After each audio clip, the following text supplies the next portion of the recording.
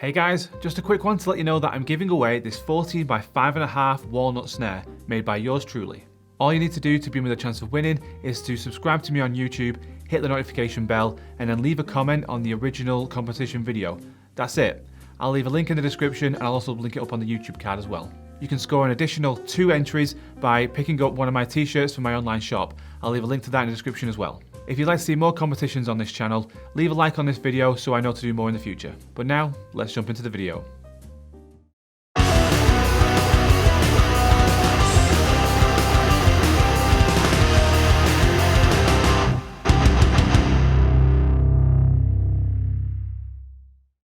Hey guys, how's it going? As you can probably tell, I've got myself a new haircut. Just thought I would go with something a little bit different. You know, I've had long hair for a long time now, so I'm just thinking, why not? It's nice weather outside as well, so having that long hair is kind of stuffy and stuff. So, plus I wasn't really looking after it and it got a little bit unhealthy, so I decided to get it all chopped off. So thank you very much to Connor Sherlock at Close Male Grooming in Charlton.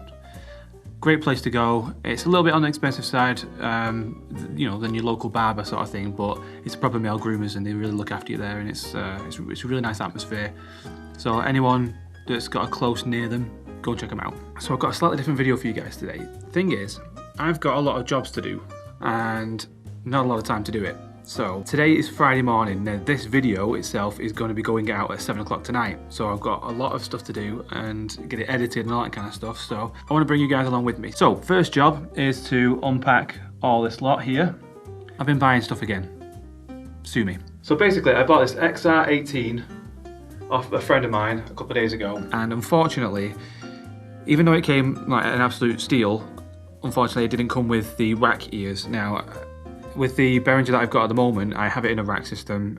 This new one's too big for it. This one is a 3U space in a rack. So, and the one I've got is only a 2. So I've had to buy a new one, which I think is the big box here.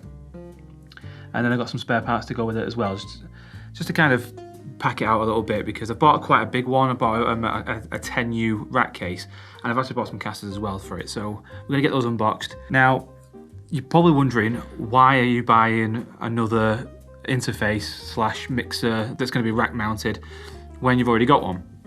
Well, the other one is only 8 channels input, and I've started to kind of feel its limitations. Even though it's an amazing unit and it works brilliantly, I get a great sound out of it, the Midas preamps in it are impeccable, it's just not big enough for what I need. So I decided to upgrade. And also, I'm thinking of kind of future-proofing this a little bit, because if anyone's familiar with Ryan Bruce, also known as Fluff, his channel's called Riffs, Beards and Gear. He did a video a little while back, in probably like a year or 2 ago or something, I think now, talking about his in-ear monitoring system and how he has that for his band.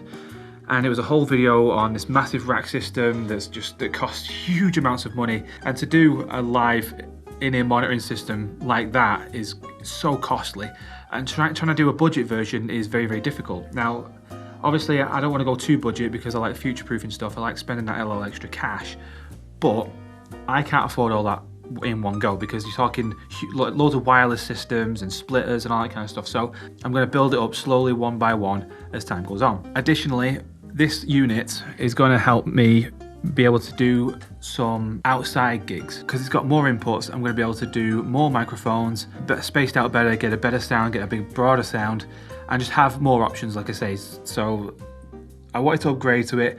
This, like I say, was an absolute steal off a friend of mine. Thank you very much to George for that. He's a top guy, top drummer. And I did a bit of research on the unit, obviously, before I bought it. It was one that I was looking at anyway. All the things that you can do with it, even though it's just it looks like just like a rack-mounted interface, it's actually a proper mixer as well, because you get the software that goes on your phone, your iOS or Android, whatever you've got. You download the app, and you can control everything from the app. And because it's got 6 outputs, you can then have 6 separate mixes. If I remember correctly, there's a way of doing it so that each person in the band, so if you had 6 members in your band, each one of them can control their own in-ear monitoring mix. I think that's awesome. That's something that I've been looking to do for a long time. Yes, it's a lot more set up at gigs and things like that, and for the smaller stuff, it might not be feasible, it might not be the best idea, but I'm hoping for anytime that like the Metropolis band do something, maybe we can do some bigger gigs where we've got a bit more space, and we're going to need in-ear monitoring systems. I've used in-ears for quite a while now, and I won't go back. I use them at every gig now, in one form or another. But anyway, enough of this introduction. Let's jump on with the unboxing of some of this gear. Sorry if I keep looking at over here. I'm looking at the screen, and it's just kind of drawing my eye, making sure that everything's in shot. So I'm going to throw this back up on the stand, and we'll get unboxing. All right, cool. Realised there wasn't quite enough light around here, so yeah, I'm going to do it this way. Let's start off with the biggest box, shall we?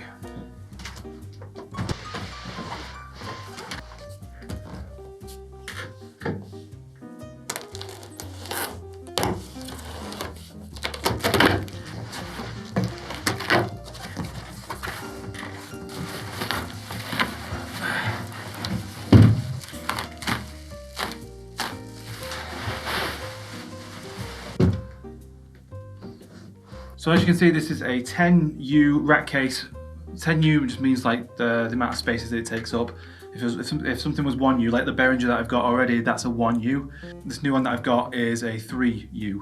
So this is a 10U rack case, and I've got some other accessories to go with it, so we're going to get those unboxed in a sec. But it's looking like a chunky fella. Next we'll go with the smallest box. So as I mentioned before, I wanted to get some casters for this because I want to be able to wheel it about quite easy. You can get rack cases that have already got wheels and things like that, but they are quite costly, so I figured doing it myself is probably going to just save a lot of money, really. I've got these ones. These have got, 2 of these have brakes on to stop it from just rolling away. 2 are just normal. Oh, it helps if I don't drop them. So 2 normal ones, and some screws to fit it.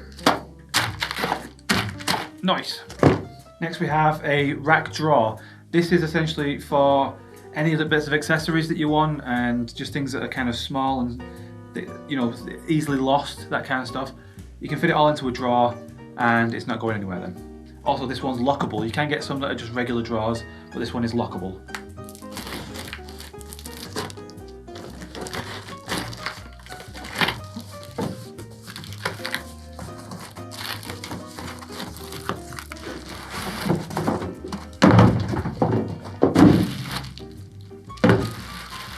That did not want to come out of there.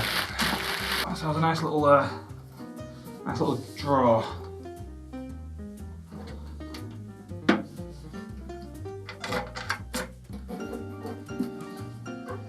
Oh, that's pretty cool. And then last but not least, I've ordered a tray to go with it as well, just so you can kind of put stuff on, like wires and things like that underneath the mixer when I put that in. Now, I can't fit the mixer in there today because, as I mentioned before, the guy who I bought this off didn't have the rack ears, so I'm having to source them separately, and I'm not really having a lot of luck at the moment. I've contacted Tom and see if they've got any spare parts. There's another company down south that were saying that they've got them in stock, but then I rang them up after putting the order in online, I might add. They said they had 3 in stock. I just obviously needed 2. And yeah, they don't have any, apparently they don't have it in stock, so they're gonna let me know at some point, but that was a few days ago when I asked them. Still had no reply.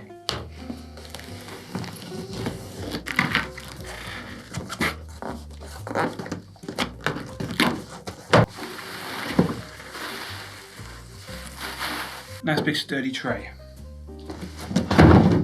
So yeah, I'm going to fit the rest of it now, and we're just going to kind of see how things fit in there. And then I will look at trying to put the casters on, but that might have to be a job for another time. I'm not too sure just yet.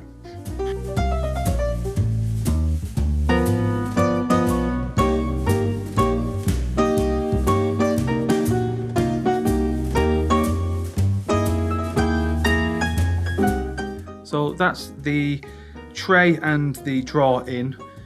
Now I'm obviously going to take the drawer back out if I want to put the casters on, because I'm going to need to get in at the bottom of it, but I really don't think that's a job for today.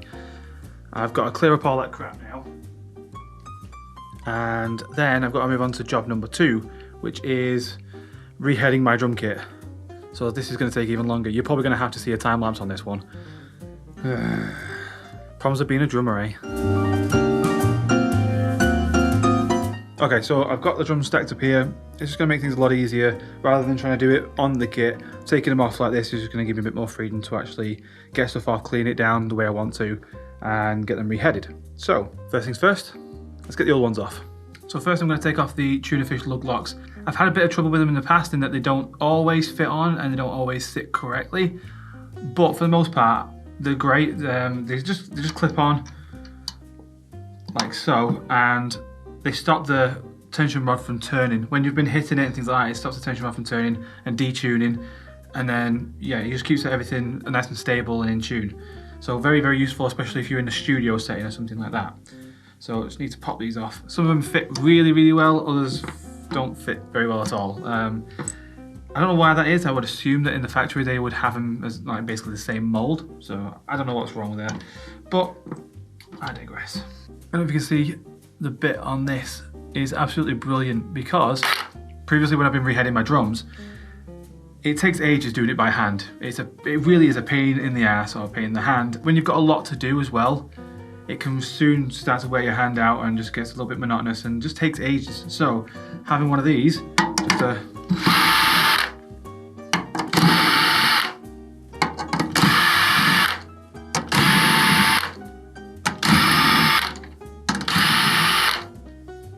fraction of the time. I will be giving everything a clean.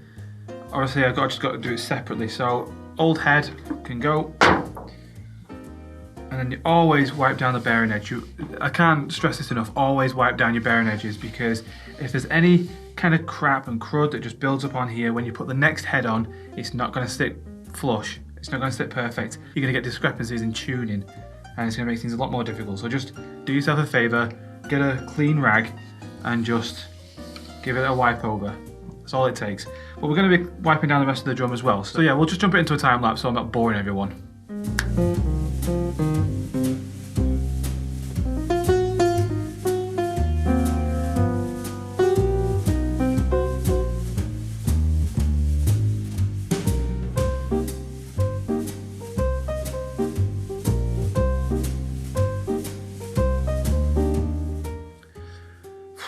Bloody hell, what a faff that was. I should really clean my drum kit a little bit more than often than I do. I mean, I've got all this crap on here that's built up. I don't know how much of all that you can see, but lots and lots of wood chippings, unfortunately. But that's the hazards of being a drummer. So my next job was actually going to be setting up the Behringer XR18. I was going to kind of download the software and all that kind of stuff and get it set up and show you guys how to do it. But I might have to leave that for another video because I've unfortunately run out of time. It is 12:30 now. And I've got a customer coming in shortly, so I've got to deal with them, and also I've got to edit this video and get it uploaded for you guys. So if you'd like to see me set up the Behringer, kind of show you how it works and how exactly I'm going to be using it in future, then just let me know in the comments. As I said before, the Behringer that is there, that one that I've been using for a little while now, I did a review of all that and everything. You can probably see that up here. That went down really well, and it's actually been a very reliable interface. I absolutely love using it because it's so easy to use. So I will be keeping this. It's going to be going back to my house. I'm going to be using it as an interface in my home studio. One of the other reasons for getting the XR18 is because I'm going to be starting to do live streams from in here, not just for myself and like my YouTube channel, but for customers as well. So the more inputs I've got, the better quality of sound that I can try and put through OBS and that kind of stuff. It's going to be a bit of a challenge. I'm still working out exactly the mechanics of it all, how to stream the proper sound through OBS. I mean, I did a trial run with a customer a couple of weeks ago, and it was an absolute full-on success. We didn't have any glitches or any problems of any kind, and I was so proud of the fact that, you know, it's something that my business can offer in addition to everything else that we already offer, and I really like that. And the lady that came in, Natalie, she's a phenomenal, absolutely phenomenal singer. She does this 50s style covers and things like that, and she's brilliant. And she was in the whole get up with the 50s outfit and everything. And it was a really interesting day because, again, it's not something I've done before. So having her come in and trialing this out with me was just an amazing day. So thank you very much to Natalie for that. And last thing before I sign off, any eagle-eyed viewers out there may have noticed that over the other side of the room, I've got this single microphone set up here. That is for a very specific purpose, and it's a video that I'm going to be shooting tomorrow. So hopefully anyone out there who's on a serious budget and looking to get some sort of a decent sound out of their drums for either doing drum covers or anything like that, you're gonna want to have a look at this video next week. So stay tuned for that. Thank you very much for watching this video. I hope you guys enjoyed it. Please do stay tuned for next week's video. You're really gonna love this one. I will see you in the next video. Bye guys.